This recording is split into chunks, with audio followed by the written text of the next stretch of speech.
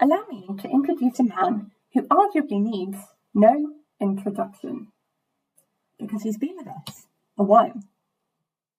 The Grim Reaper was first depicted in European art in the 14th century, likely popularised by the plague. While there are, and long have been, female depictions of death, in Death as in Life, a man has come out on top. The Grim Reaper is typically male, skeletal, his face hidden by a hood or a hat, his body by a robe. He carries a sickle or sometimes a scythe, symbolising his harvesting of human souls. And his monopoly is expansive. He's everywhere from St. Peter's Basilica in Rome, getting tangled in his bedsheets, to computer game The Sims. And yet, being the face of Death's ad campaign has bred a curious invisibility. There's been remarkably limited academic interrogation of the Grim Reaper to date. Perhaps scholars simply don't wish to run the risk. But interrogating Death's personifications is revealing. As Moore set out in 2006, and Lamon has more recently confirmed in a 2024 paper, understanding death personifications and how they change can reveal a lot about social attitudes, not least towards death and dying. In this, they function like mortal and moral mirrors. But this presentation suggests we can push one step further, suggesting that changing death personifications represent not just social change, but social conflict and contestation. And at the same time, this presentation is going to try and explain how we went from this to this. Because the Grim Reaper has a new form. This time not so much anthropomorphic as zoomorphic. Now, admittedly, as recognisable icons go, Paddington perhaps plays in the Grim Reaper's league. He is globally recognised, a symbol of Britishness. Admittedly, he's not been with us quite so long.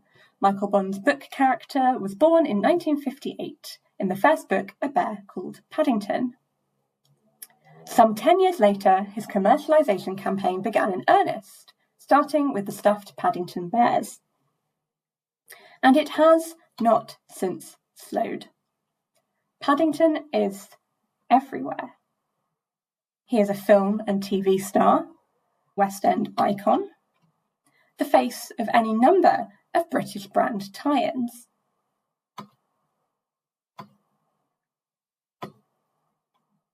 UK airports and train stations push Paddington's product lines as though encapsulations of Britishness, albeit that he is especially closely allied to his beloved London home. And of course, he's especially brilliant buddies with the British royal family. In 2022, he and Queen Elizabeth teamed up for a sketch to mark her Platinum Jubilee, one that pandered to Paddington's penchant for marmalade sandwiches. And you too can indulge your marmalade addiction, perhaps with afternoon tea on the Paddington bus tour, or at the Paddington Bear Experience in London's County Hall, a stone's throw from the London Eye, from where Paddington broadcast 2025's New Year message into every British home, passing on this poignant plea. Aunt Lucy says in London, everyone is different, and that means anyone can fit in. And I think she must be right, because although I don't look like anyone else, I really do feel at home. I will never be like other people, but that's all right, because I am a bear called Paddington. Of course, you could also visit Paddington at Madame Tussauds, or one of his 23 statues around the UK. For such a staunch, reliable icon, though, Paddington has a hugely precarious existence. He is an orphan, an immigrant, and a member of an endangered species. I'm a very rare bear. There aren't many of us left.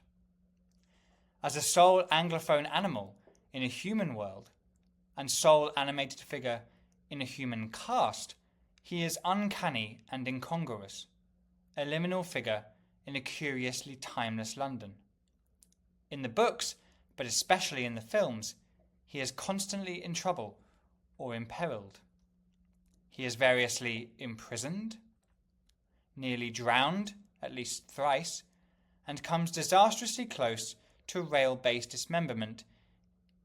He narrowly escapes a boulder worthy of Indiana Jones in Paddington in Peru, an overzealous taxidermist in Paddington, and the earthquake which kills his uncle, whose hat he wears as an omnipresent memento mori.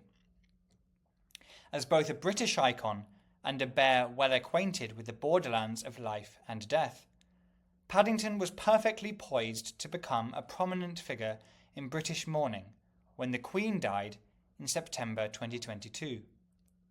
In fact, he proliferated online and offline. Paddington's gratitude, expressed in the Jubilee sketch, retrospectively became a poignant prelude to her passing. "Thank you, ma'am, for everything." It was picked up and shared widely across social media.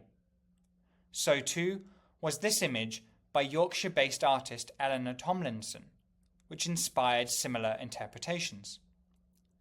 Plush Paddington teddies featured prominently in physical shrines, prompting the royal parks to set up a dedicated tribute site, and, eventually, to donate 1,000 such bears to children's charity Bernardo's, in a venture officially dubbed, quote, the Paddington Project, end quote. Paddington was, though, specifically poised to become a contested symbol and psychopomp.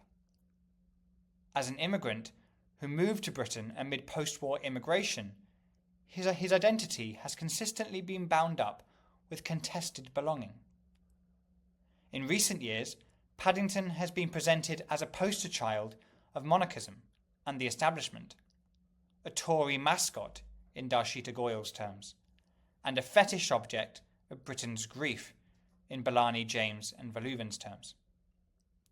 The brand of Britishness and establishment allegiances he represents is not uncontroversial.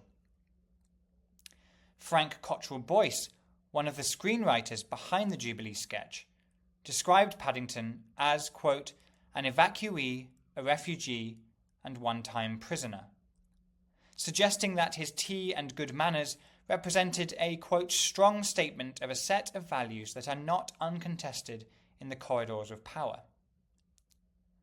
A great deal of this politicization has taken place online, amplifying it further, not least by means of memes. Memes serve to simultaneously reinforce and perpetuate norms, and to subvert and satirize them. In April Williams's terms, they thus do, quote, boundary work, end quote.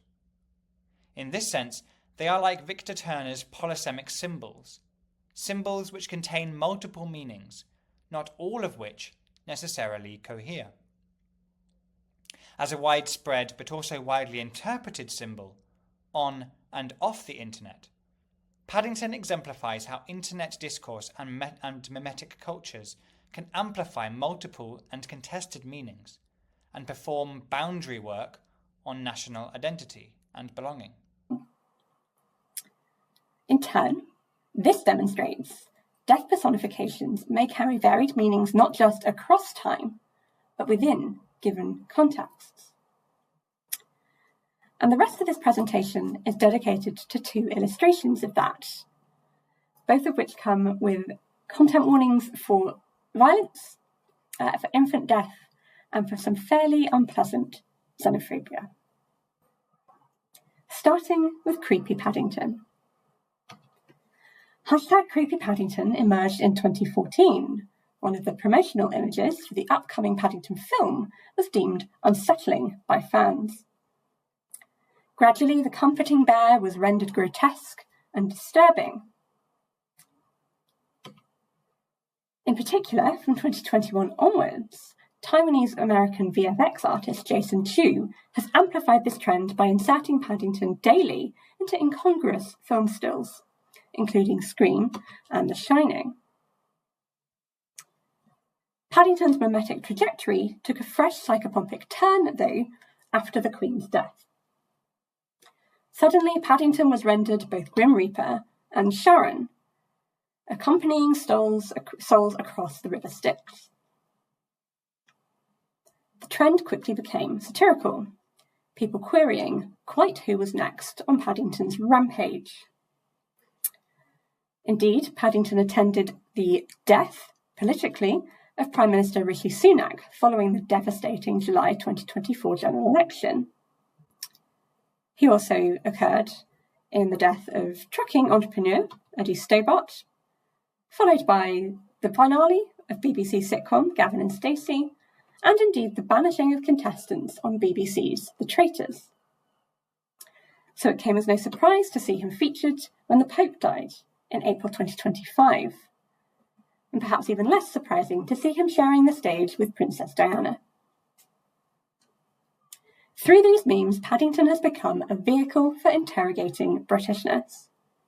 Who, or what, is beloved enough, British enough, to merit such a symbolic escort? Is it, or should it be, hereditary royals, members of the upper class and their peers?